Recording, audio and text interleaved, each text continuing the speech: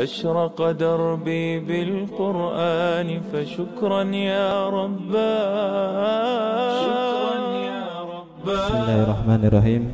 Assalamualaikum warahmatullahi wabarakatuh. Yang kami hormati Bapak Kepala Desa Bapak Ismail, dan juga yang kami hormati Bapak Ketua MUI Bapak Kiai Baden, dan juga yang kami hormati Syekh Adil Bahri serta asatidz yang ada di Ma'had Takrimul Quran atau Ponpes Takrimul Quran, serta kepada para tulab atau santri yang kami cintai.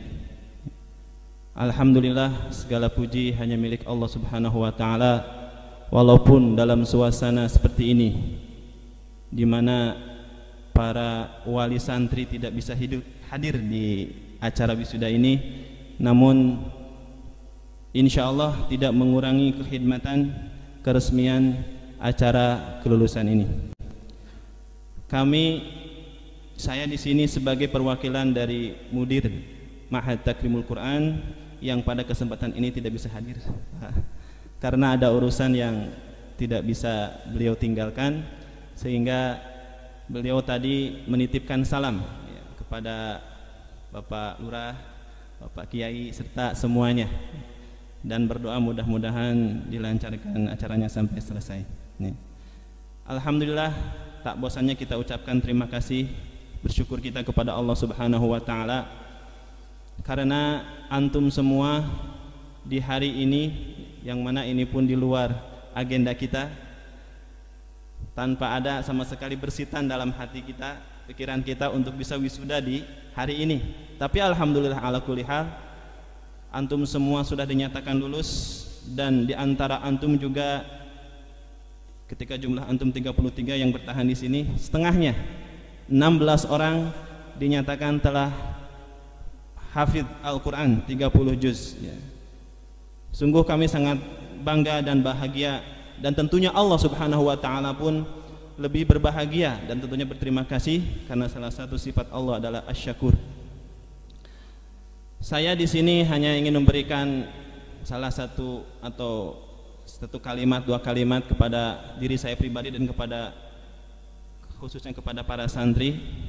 Ketika antum pulang dari sini, baik itu ke ma'had antum atau ke ponpes antum, ataupun ada di antara antum yang mungkin jadi imam seperti Ahmad Sulaksana,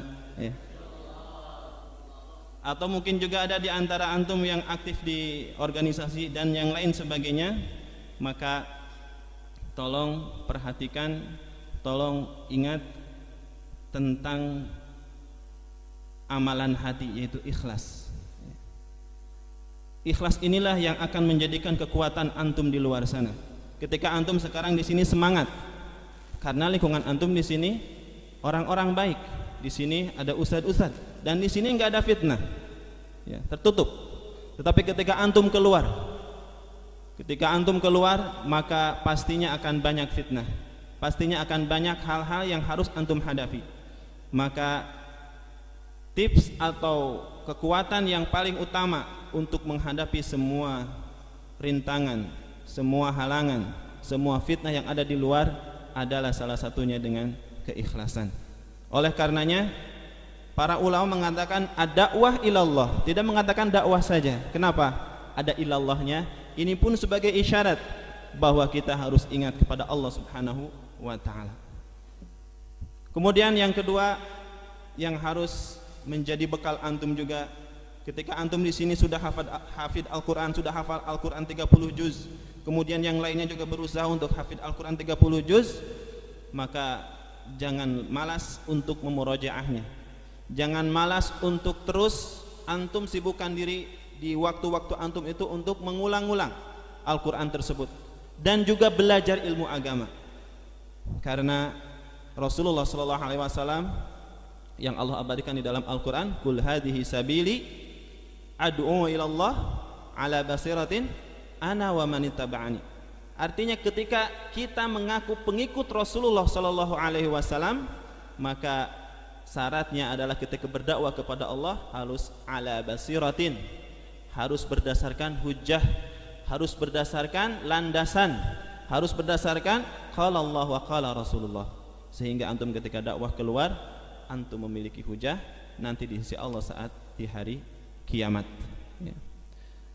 Rasulullah Shallallahu Alaihi Wasallam ketika suatu hari pernah berkata, mandala ala khairin falahu mislu ajri fa'ilihi. Orang yang menunjukkan, menunjukkan mengantarkan sampai ke tujuan, maka kata Rasulullah baginya pahala sebagaimana orang yang ditunjukkan tersebut, sama persis, sama persis. Ini hanya menunjukkan.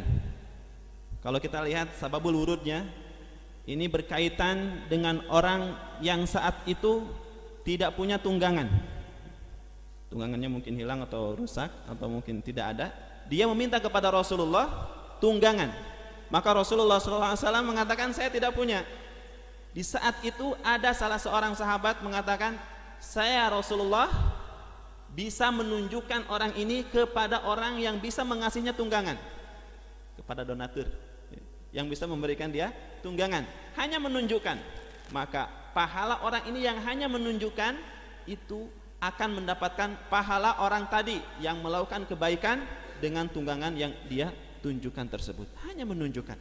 Jadilah antum petunjuk-petunjuk kebaikan, terlebih ketika antum menjadi mu'alimin nas al khaira, pengajar, pendidik manusia dalam hal kebaikan.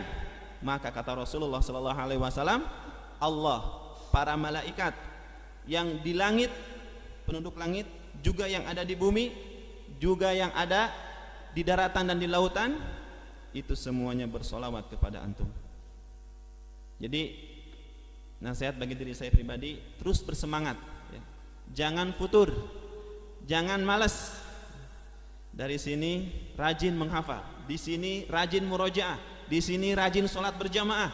Pulang ke rumah, hafalan diganti dengan musik, ya.